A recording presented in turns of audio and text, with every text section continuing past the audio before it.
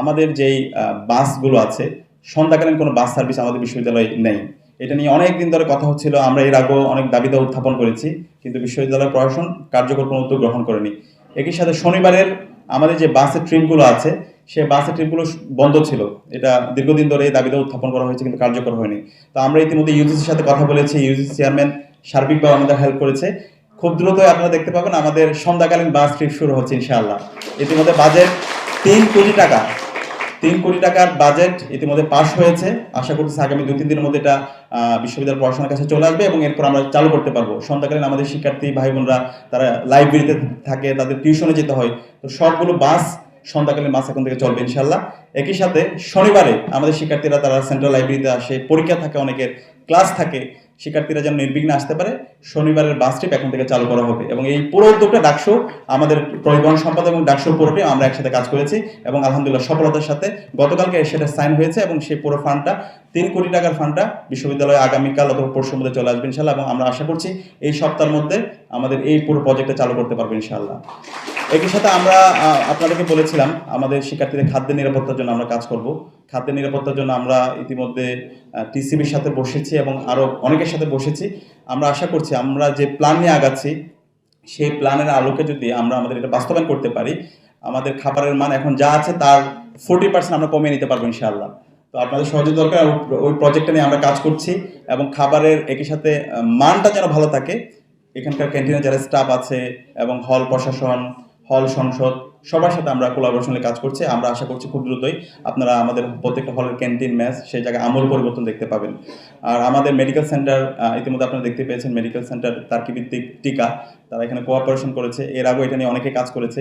সেই হাসপাতাল, medical centre ইতিমধ্যে আমূল পরিবর্তন হয়েছে। ওখানে যেন দক্ষ জনবল থাকে, চিকিৎসক থাকে, সেটা নিয়ে আমরা কাজ করছি।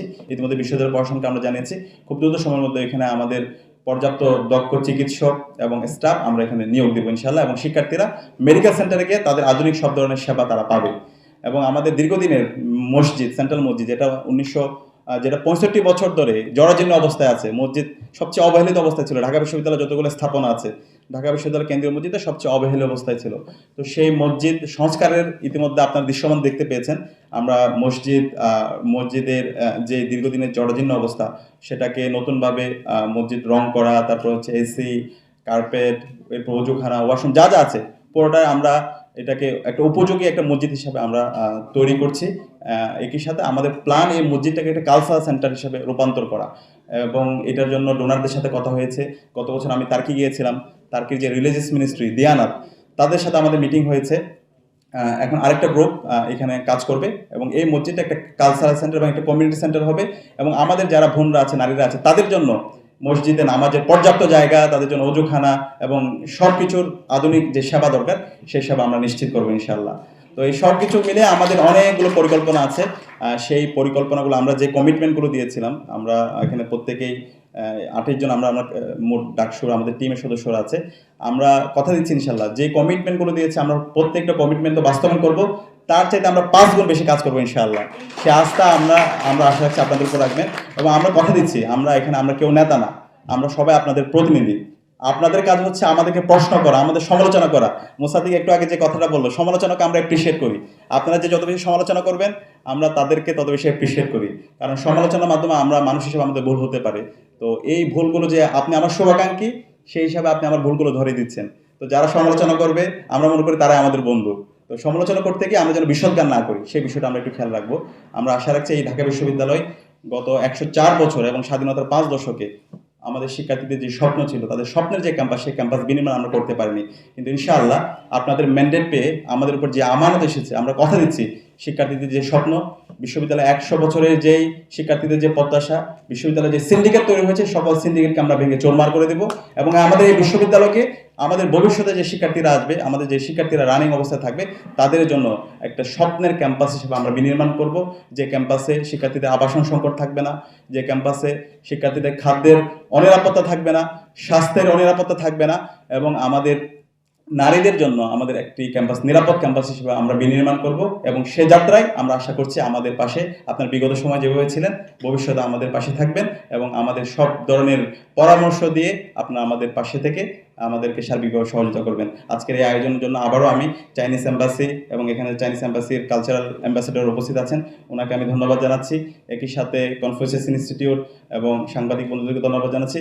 আরেকটি বিষয়, এখানে কনফুসিয়াস ইনস্টিটিউটের আমাদের এই যে ফ্যাসিলিটি, সেটা আমাদের গ্রহণ করা দরকার। আমি ওনাদেরকে অনুরোধ করবো এটাকে যেন আরও বেশি বাড়ানো যায় এখানকার ফেসিলিটিটা।